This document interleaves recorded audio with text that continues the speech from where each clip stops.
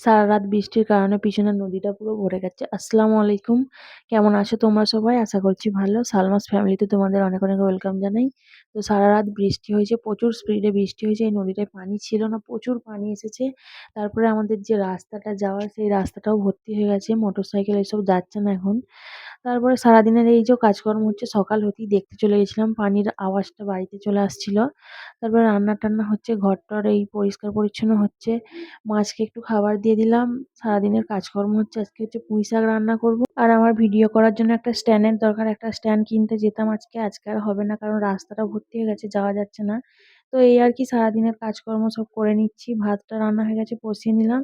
আর মাঝে, মাঝে ছেলেমেয়েগুলোকে দেখছি। ছেলেমেয়েগুলো বাইরে খেলা করছে। একটু, একটু মাঝে, মাঝে দেখে নিচ্ছি। তারপরে এই যে বেডটা পরিষ্কার করে নিচ্ছি।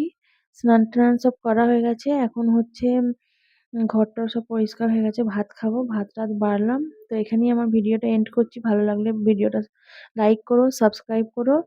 আর নতুন, নতুন ভিডিও পেতে সাবস্ক্রাইব তো করতেই হবে। Bye, by.